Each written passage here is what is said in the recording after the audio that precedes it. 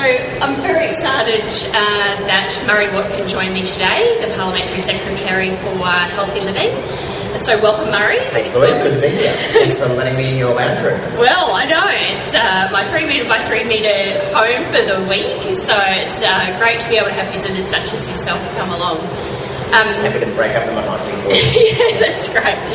I suppose what I know about you is that you take an interest in youth issues.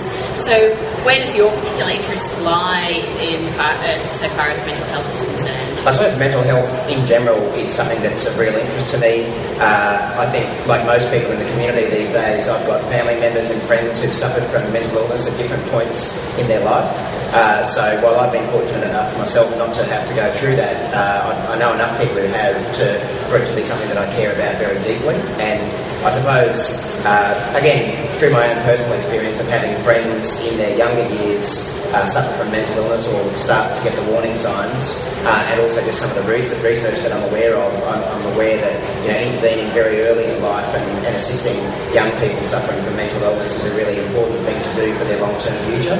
Yeah, well, you've brought up a couple of really good points that we always try to talk about at Clear Thinking, in terms of the fact that 1 in 2 people will suffer a mental disorder at some stage in their life. So from that perspective, yeah, it is. It's absolutely staggering, and it means that virtually nobody is untouched. There are friends and family everywhere that are, having to deal with what do I do when this happens to somebody I love.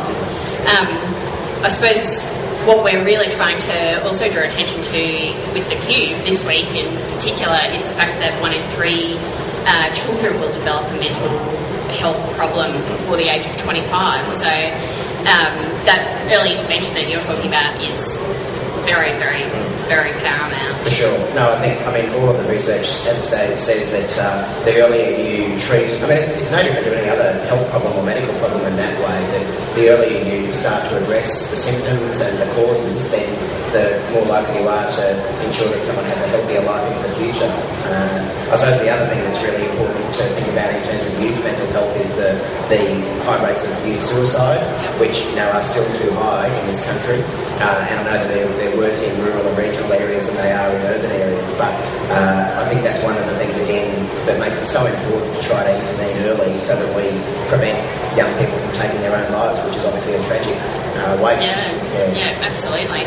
We've actually thinking had a little bit to do with KIMS. They get involved in our Youth Mental Health Forum. Yep. So perhaps you can tell us a little bit more about what happens with KIMS, sure. And hopefully we can link into how we might be able to work together. Yep. Well, KIMS stands for Child and Youth Mental Health Service. I think that's how it works out. And that's, I suppose, the part of Queensland Health which is dedicated towards treating youth mental health or mental health issues in young people. And there's a number of spots around Queensland where KIMS operates, some in Brisbane, some outside Brisbane.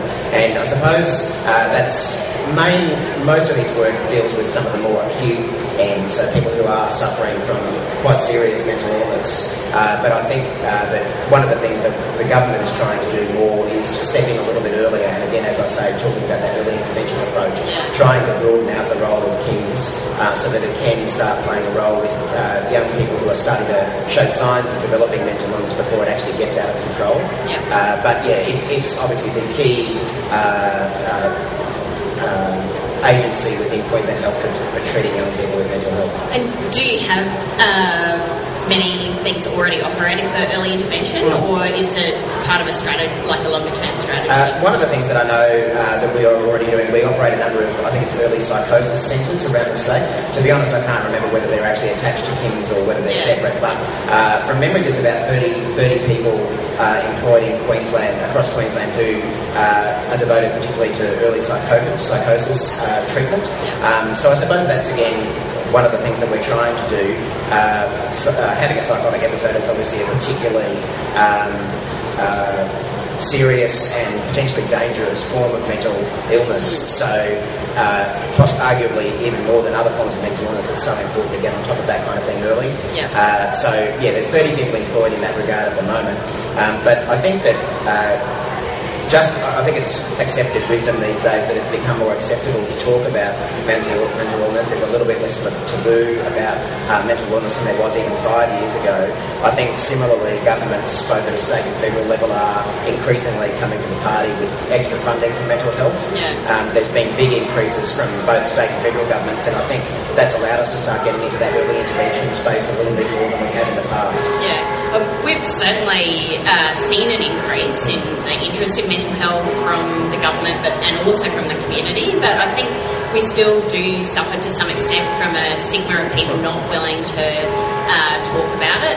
And also, whilst funding has contributed and started some really good programs, there really is so much more that needs to be done in order to ensure that people don't move into the more severe stages. Because you've already made that point exactly, that if we can do more research and find out more about what's happening at the start of the early warning signs, which quite often show up as typical teenage behaviour type things. If we can do more research at that end, and I suppose that's the message we've been trying to get across this week as far as clear thinking is concerned.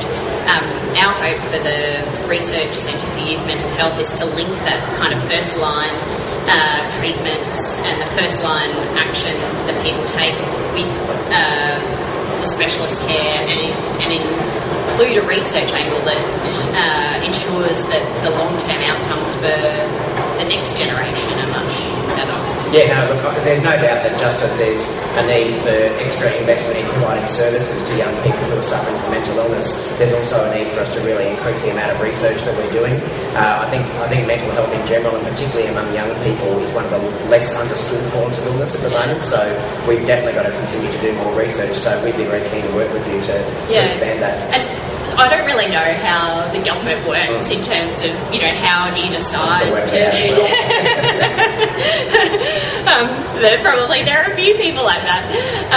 But I suppose I'm interested in, how do we move into the next stage? How do we put it on the government agenda so that we can get the state government to help us fund the research centre for youth mental health? Well, I'm aware that your organisation has had a couple of meetings with Queensland Health already to talk about this kind of thing, so obviously it's important to keep those kind of things up. And I think the federal government has been opening up a number of these headspace centres, which are designed to assist young people experiencing mental illness, and I think that the idea is to try to link up with some of that. It's obviously always a good idea if there's a particular bucket of money that the government has put aside to try to make your idea fit within that so that you can take advantage of some of that money. It's always easier to get existing money. Doing a university assignment and knowing what the tutor wants you to write down. But actually, one thing that I only learned in preparing to come here today was that Queensland Health is just beginning the process of designing a youth mental health policy.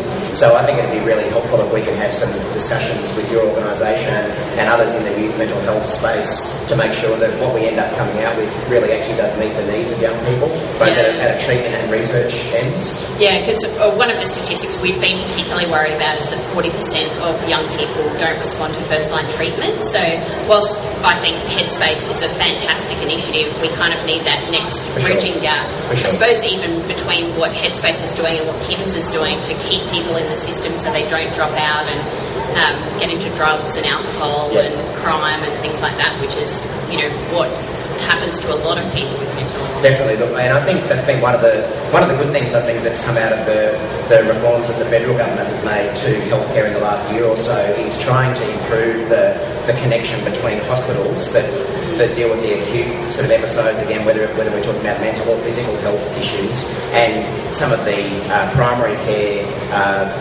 options that people have, whether it be about GPs or other services. And I think in the past, hospitals haven't really spoken that well with other people at that primary care end, and we're trying to improve that so that people don't slip through the cracks. It's all very well if someone goes in to an acute mental health facility after a psychotic episode or something like that, gets treated, they're discharged in a good condition, but they can very easily slip back if there isn't that kind of ongoing care once they're discharged. And I think that's also one of Professor Katz's particular focuses in creating the researchers that follow the progress of the patient as well.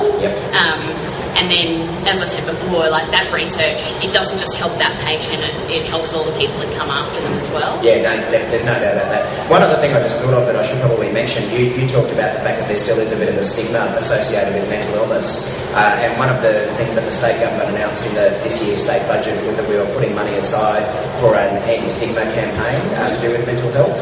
I think that, I said before that I think it's becoming a bit more acceptable to talk about mental health problems, but I realise we've still got a long way to go that way, and unfortunately there is still a lot of stigma attached to people with mental illness. There's no doubt that people with mental illness do find it hard to find jobs, and sometimes to overcome the prejudices or that lack of knowledge that people might have in getting them a job.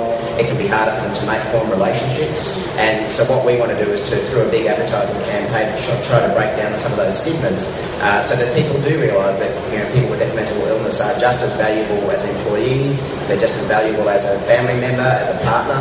So we're looking forward to rolling that out in the next few months to try to address that stigma issue. Okay, well that sounds like a great issue, a great place to start for that building. I think more community awareness too. I sort of think that a lot of the time what's happened with cancer research and other things also comes from the fact that the community's got involved. For sure. And it becomes something that the media talk about readily as well. Yep. and in a positive way, in a way that's going to enrich the lives of the people with the illness, but also assist the organisations that are trying to provide the service. Definitely, and that's why it's so good that your organisation has bothered to come out here and lock you in a glass cage for 4 or 5 days.